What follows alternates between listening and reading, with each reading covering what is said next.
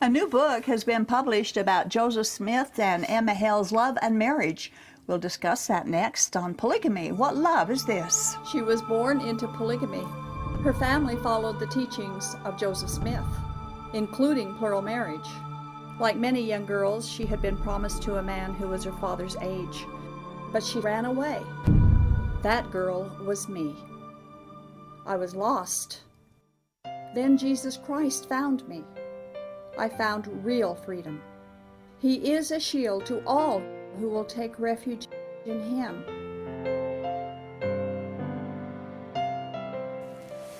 Several years ago, I met today's guest. She's a former Mormon, and we have had great conversations between the two of us about Mormonism and polygamous Mormonism and its history. At that time, when we met, for lunch one day, she was starting to write a book about the romance between Joseph Smith and Emma Hale. In fact, she had already completed the first chapter, and she shared it with me at that time, and I was intrigued. And it's been a very long time, and it's been a brave journey for her, but now she's finished it and had it published. And I want to share this book with our viewers and have a conversation with her about the book, hoping that you, our viewers, will also be intrigued and read her book. So I would like to introduce our guest, former Mormon Annette Bolton. Hello, Annette. Thanks for coming back. You're very welcome. Good to be here. I love to be here and talk about the book, and it's entitled 19th Century Love Affair of Joseph Smith and Emma Hale, published by Page Publishing. Now, we have a graphic to put on the screen, and it's a picture of you standing by the blown up cover of the book during the public release, when you first publicly released the book. So that's the cover for our people to look for when they're maybe Googling it or whatever. So when was the book released? Well, we had a book unveiling on December 5th at Little America with close friends and family. And after that, I started taking the books that I had purchased to help sell and promote the book to different areas of town that I live in. And then well, you even have it in the newspaper there, yes. don't you? That's the newspaper from your hometown, where Yes. a full page on the release of the book, and there you are standing by the blown up copy of the cover. Yes. That was very good. So where can our viewers purchase your book? Let's see. The press release came out and said that you can purchase the book at Apple iTunes, Amazon, Google Play, Kobo, or Barnes & Noble. Okay, so they can Google it and just find out where they want to purchase it. Absolutely. And how has the response been so far? That's been really good. My friends and family who aren't TBMs, True Believing Mormon, they have really enjoyed it. As a matter of fact, I got a message last night, received a message from a friend, and she said, "I was floored at how you write. Excellent." So I was tickled Awesome. to hear that. That's great. Now, the organizational format of your book is a little different than a normal historical fiction. It is. Explain the organizational format, and it is a historical fiction. Yes, I wanted to be able to hear Emma's words, and I didn't want to just have a story. I wanted it to be in first person, so that's what it is. A chapter is dedicated to Joseph, the next chapter is Emma, and it gives everyone a chance to see what Joseph thinks on a subject, what Emma thinks on a subject, and it gives an opportunity to hear Emma's voice. Okay, and in doing that, you've taken some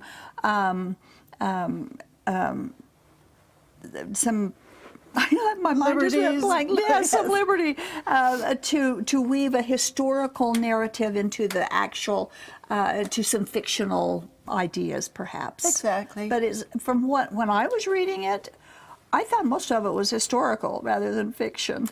Basically, yes. Now the main question: why did you write this book? I wrote it for my father, for my grandma, Chloe, and for my aunt Cleo. My grandfather had several wives, but I wanted to honor those three people. My father used to be approached by my grandfather about living polygamy. And he would, "Mac, you need to you need to think about this and try living it. And finally my dad said, Dad, in my circle, it's religion. In your circle, it's religion. In my circle, it's hanky-panky. So let's just not talk about it. Wow. And they never did. Good answer. Ever again. Good answer. Good and true answer. So you're not foreign to the polygamous. Your background is in polygamy. At least your family background is. So It is. You're not foreign to the idea, like many people are. They might have a great grandfather that was, but yours is right there. Oh, it is. We used in to go your- to Grandpa's house, which is still on 13th South and below the freeway. It used to be George Q. Cannon's home. Wow. And my grandfather purchased it. And we used to, as little kids, run up and down the back stairs and spy on Aunt Violet, and then we'd come back and be with Aunt Cleo. Okay, so polygamy is alive and well in your background, and Yes. as well as many others. So you write this as historical fiction, but I like it that you haven't sacrificed the truth in weaving the fictional part of the account together when you talk about Joseph and Emma Hale's marriage, which started as monogamous. There's no hint of polygamy when they first got together. No, none at all. Emma was head over heels in love, in my opinion, with Joseph. Mm-hmm. And she felt he was the man. That's my opinion too. I think her opinion of that changed a little later. I But, think so, too. but anyway, let's go to chapter 3. It presents Joseph Smith's meeting and falling in love with Emma. In fact, he calls her in the book, sweet Emma. And on page 16, you describe from Joseph Smith's viewpoint his falling in love with her. So let's quote a little bit from that page. Oh, she was a beauty. I sat across the room from her. I could feel her breath on me, that lingering smell of her body from our encounter in the barn was causing me to fall in love with her all over again. It was here that we shared our past secrets, our future hopes, and my deep desires for her. If only her father thought I was of value. He had flatly turned down my marriage proposals twice. And with a bit of help from a friend, Emma and I eloped and didn't look back. I took Emma across the state line to marry her, and Emma turned her back on everything that she had and everything she'd known. Okay, and that's like an excerpt, just it's not the whole thing, but that's what happened. They did elope, and there's nothing that her parents could do about it because she was of age.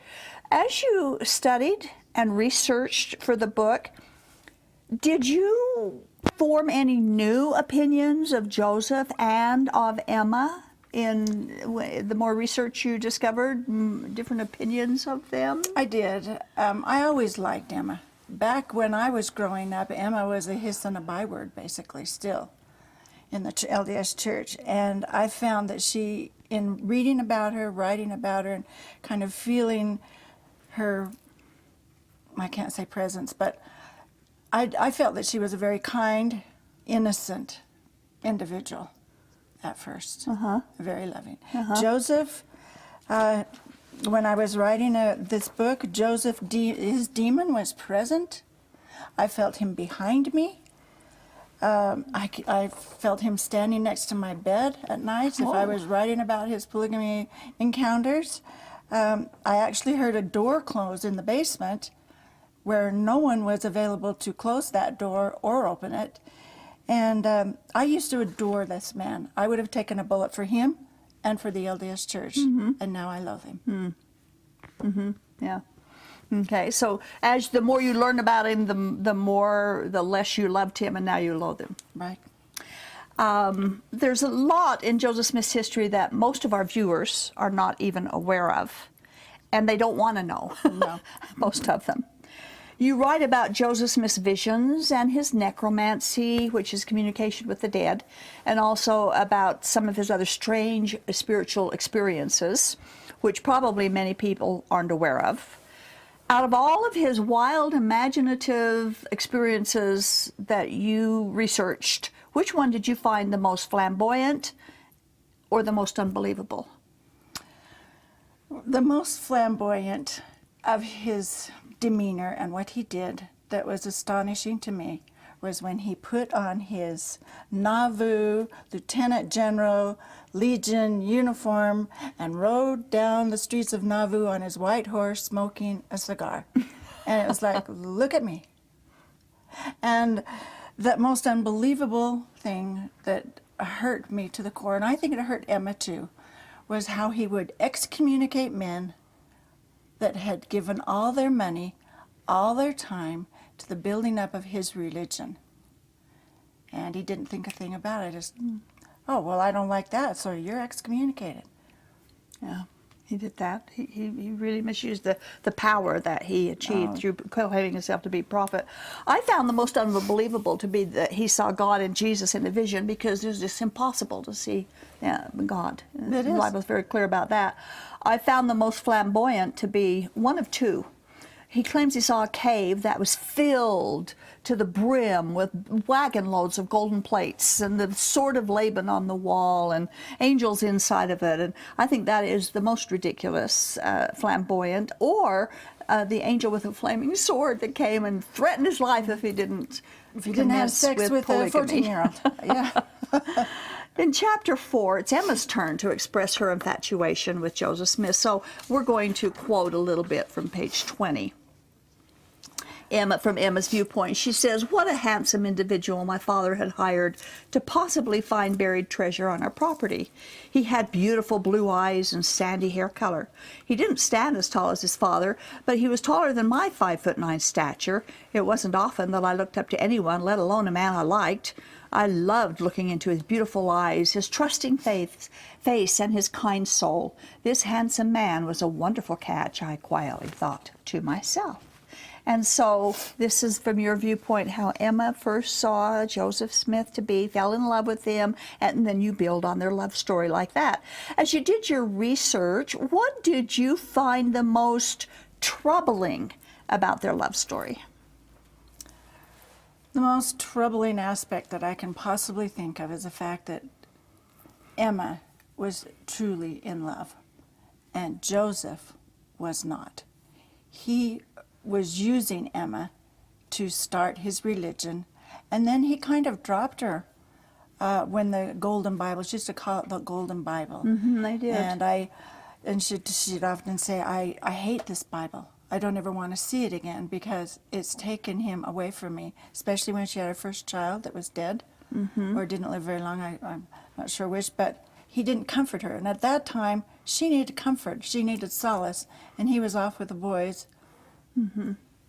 Writing. She had several babies that died. She did. Like, she had 11 kids, and 5 or 6 of them died. And she really had a struggle with that. Yeah, it was pretty hard for her. You write about his dabbling in magic, which maybe a lot of our viewers are not aware of that either. Tell us about the Jupiter talisman that he carried and the power that he believed it gave him. I hope you don't mind if I read this because it has some quotes in it. A talisman is an object that brings about the powers possessed within the object.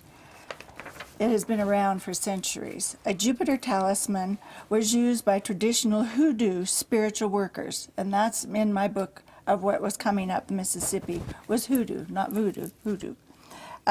Talismanic seals have been known among African American root doctors for many centuries. The spells pronounced upon the talisman, quote, are prepared for the client by being dressed and blessed in the name of the one to whom they will belong. Joseph's Jupiter talisman was intended to bring him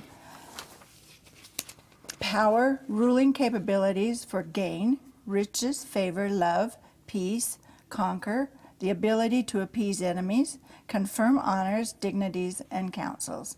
Joseph Smith had the Jupiter talisman on his person when he was murdered. When he was shot. That's absolutely right. He was, and he carried it with him quite all the time, as far as we know, when he could. On page 25, you write about Joseph's viewpoint on the talisman. So why don't we quote a passage from that book, okay, or from that page? I came to believe that I could work the Jupiter talisman in my favor.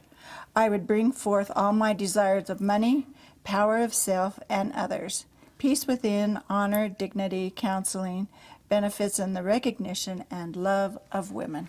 Now, notice, and this is an actual quote from Joseph Smith. It's not fiction, it's an actual quote. I've read it before. Notice the plural, the love of women. You know, and this part's not the fictional part. He actually looked forward to the love of multiple women. Yes, he did.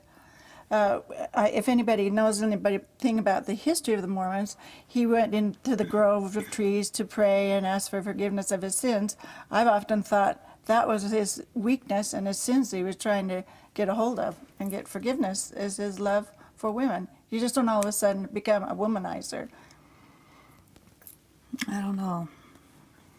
It's interesting. And it'd be interesting to know exactly what was going on in his head. You have to be a fly on the wall.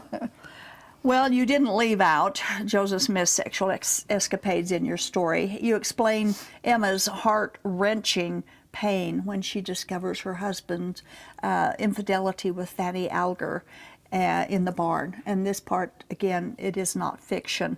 On page 33, she writes about this incident, which I'll read a portion of that. She said, "My knees trembled." This is, again, from Emma's viewpoint. "My knees trembled and my heart twisting with agony as I approached the barn. There, through a crack in the door, I witnessed what was the consummation of Joseph's affair with Annie Alger. I was not ready to share my marriage, nor would I ever be. Burdened with the cruel thoughts of Joseph sharing the precious feelings of a loving husband and wife relationship with another woman was too much to endure." And it is. It is. It's way too much to endure. I know as I'm reading, and I often do shows where I will talk about the details of Joseph Smith's wives. And I'll usually do 2 wives in each show that I do it. And I study up, and usually it's from In Sacred Loneliness by Todd Compton, the book, where he describes all of his wives, how they came to be. And sometimes as I'm reading and getting the material together, I get so upset I have to get up and walk away. Sometimes I cry for those poor girls who were so deceived by him. Deceived spiritually and deceived physically too, because of the lies that he told her. It's just too much to endure. It's too much. And Emma, her response to some of this, of course, we can just imagine. There are many in Mormonism who refuse to believe that this with Fanny Alger actually happened. They believe that she was a first wife when actually she wasn't. She was just a fling. But is this documented about Fanny Alger? And if it is, where can our viewers find the documentation for themselves? Okay, the information is accurate. Fanny existed. She's a real person. And you can find this information on feministmormonhousewives.org. Also Mormon Enigma, page 66, and also a letter from excommunicated Latter-day Saint Apostle William E. McClellan. Okay. So it's out there. The information is out there. And on the LDS.org, where they have 3 essays that deal with Mormon polygamy, early Mormon polygamy, Nauvoo polygamy, Joseph Smith's polygamy. They admit that Fanny Alger was there. So also the official LDS website also has her story. But it's nicely tucked away so you can't find it. Oh, it's tucked away very nice. And it's also hidden away some pretty difficult to grasp what they're trying to tell you, because they cloak the issue so much in words, and it's not good. Anyway, but at least they admit it. Was it difficult to research and discover information like this for you and not get personally drawn into Emma's pain? Oh, it was. When I was writing about Emma, my heart would ache because I saw my grandma. I used to call Aunt Cleo Grandma because my real grandmother had passed away. I watched her cook and serve for 45 children, and we ate in shifts when the family got together. And my grandma did not stop, Aunt Cleo. She did not stop. And as far as Emma is concerned, the pain that I felt for her was she was trusting in the beginning. Then he defiled their trust with Fanny Alger, and maybe she thought that was, okay, he's never going to do it again, and gave back her trust, and then he defiled that trust again over and again and again. And I don't know. I was very hurting for her, and I'd have to stop writing. It affects us, I guess, when we get into that. Well, the next topic that you bring out, I think, is an interesting one, and is the idea of drug-induced visionary experiences. You write that when the Book of Mormon project was finished, that they celebrated with a cup of tea laced with hallucinogenic drugs, which caused supposed spiritual euphoria and fake miracles. And this caused them all to believe that, of course, that the Book of Mormon was a translation progress which was actually from God, and he was blessing their celebration, when actually it was drug-induced mania. Now, we don't read much about this in Joseph Smith's history. Where did you find this kind of evidence that this actually could have happened, or is this a fictional part of your book? The drug-induced mania was fictional in nature, but logical in the sense that after Joseph Smith was murdered, no one has ever had a visionary experience like they had during his life. We have a doctor friend, Dr. Johnson, and I asked him, so is it possible that during the 1830s area that hallucinogenics were used? And he said yes, and so I looked it up, and there was datura, and it can be ground, and the root doctor I talk about him in here, Black Pete, he's a real man. He was one of the first black men to join the church.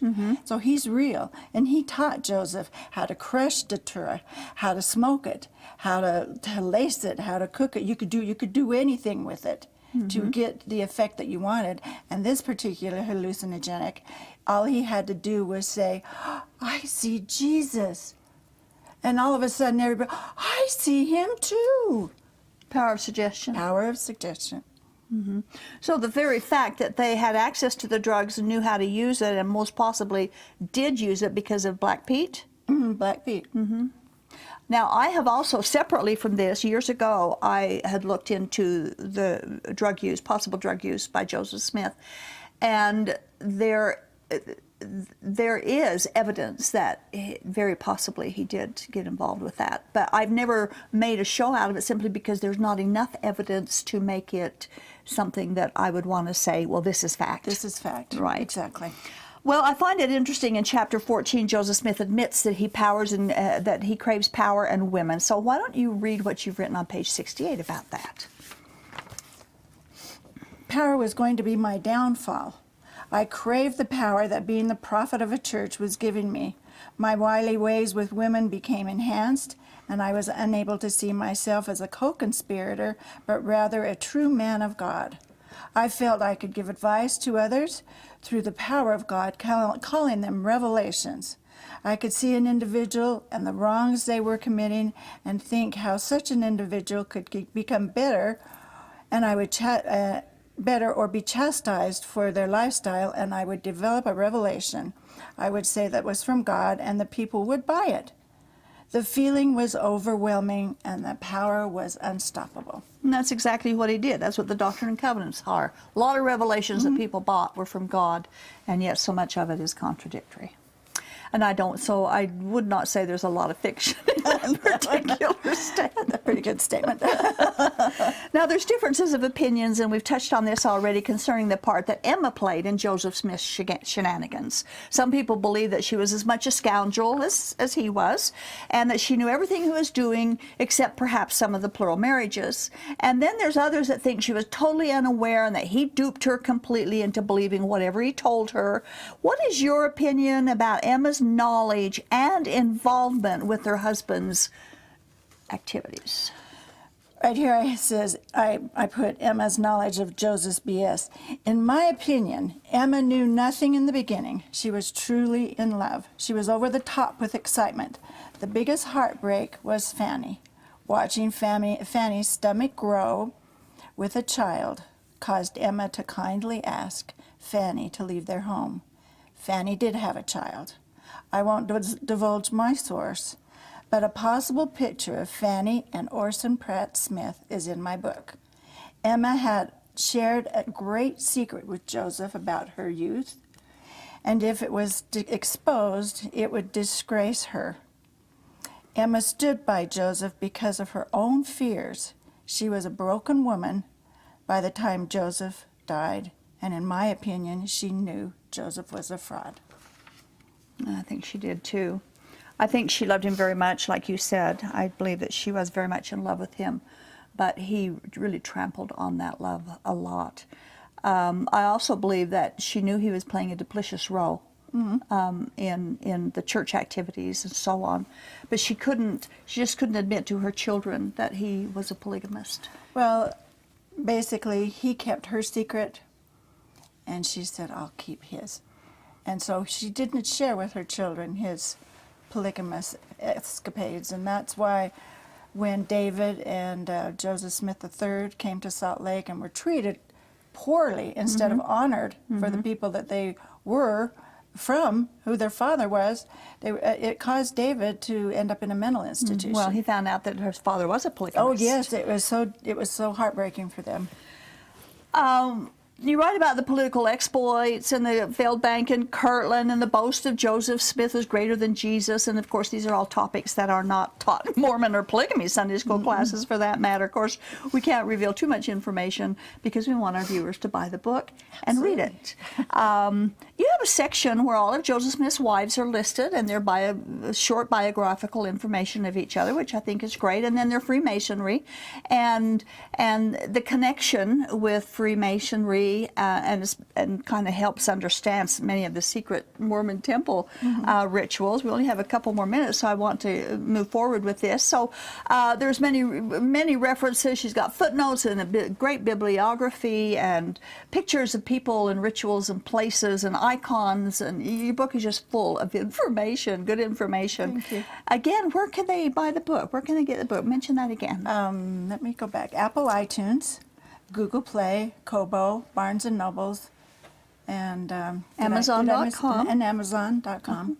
Yeah, and just Google it. If you don't get all of this, just Google it, and I'm sure that the book will come up and you'll be able to order it. It's from Page Publishing, and the Page Publishing telephone number and website has also been on the screen. Now, the summary statement I'd like to make is from page 81, where you said Emma said her husband was always living by the seat of his pants, and the thing that came to my mind was, and those pants were often where they shouldn't have been. Thank you, Annette, for your hard work and for sharing your book with us. You're welcome. Okay, well, you know, there is nothing more important in our lives than the truth. Truth never changes. It remains the same. It never becomes more truthful or less truthful with the changing of times or the passing of time.